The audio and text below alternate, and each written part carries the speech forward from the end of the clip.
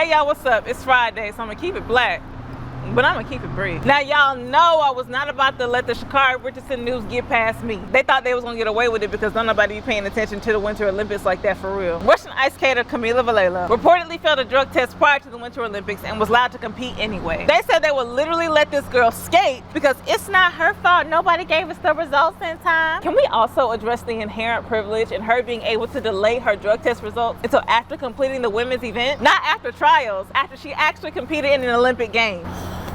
This case of a premeditated white woman was handled very differently though, and I wonder why. Cause she's white. But what's super interesting about the blatant racism on display here is that the drugs are also completely different. Drug use and doping is forbidden in the Olympics specifically to prevent athletes from attaining an unfair physical advantage over their opponents by using chemical substances to enhance their performance. Sha'Carri smoked weed as a track athlete. Not only is weed not a performance-enhancing drug, it is a depressant, meaning it can induce relaxation, sleepiness, muscle relaxation, short-term memory loss, and dizziness. It can also be classified as a stimulant or hallucinogen, but one that can only either put one in a good mood, possibly cause heart palpitations, give you anxiety, or induce paranoia. So either way you slice it, weed could have hurt Sha'Carri's performance. However, Kamila over there was using trimethazidine,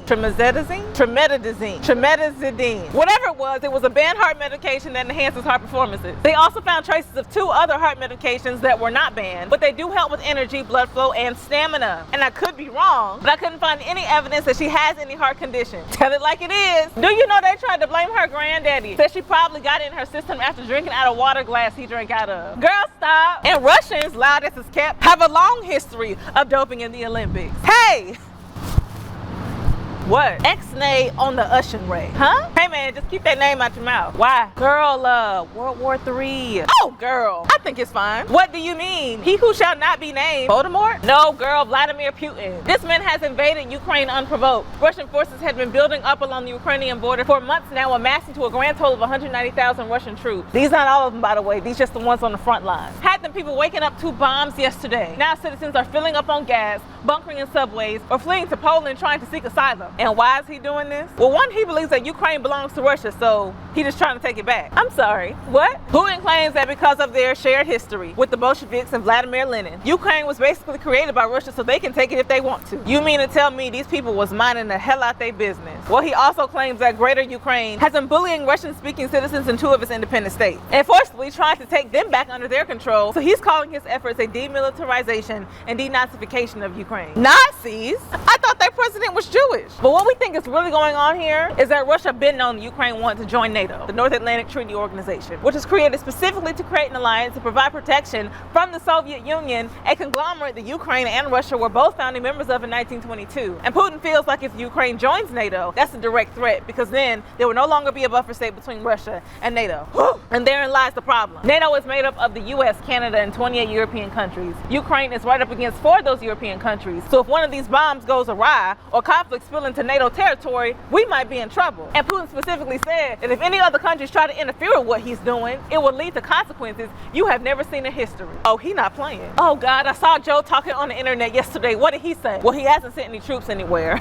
Thank God. As for right now, he says we are putting up economic sanctions against Russia, putting limitations on what can be exported to Russia. And it's not just us, several other countries in NATO as well. That way they can strike a blow to Russia's entire economy both immediately and long term, which will affect how long they are able to sustain their war efforts. Phew, because Joe just be talking sometimes.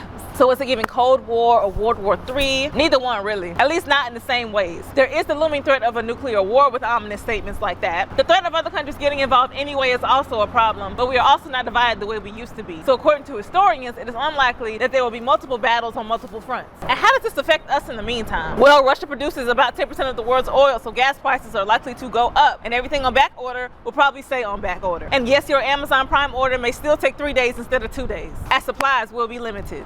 Okay, not so bad in the grand scheme of things. I just hope, they leave the black side of this if they decide to come over here with that. Highly unlikely, seeing as they don't like black folks either. At least not anymore. There was a time when black Americans and Africans were welcomed over there with open arms. Ironically, when it was still the Soviet Union, but now they're in cahoots with the other whites in the other places of the world, making black people feel like it's dangerous to go outside. I've got 3 announcements. Number 1, stream my track on Earth Gang's Ghetto Guides today. Track number 10. Number 2, if you in Atlanta, Georgia, pull up to the block party tomorrow on Nelson Street. Come get some merch. We got the black t-shirts. I'm gonna keep it black. I'm gonna keep it brief. And number 3, the NAACP Image Awards are tomorrow, so pray for me.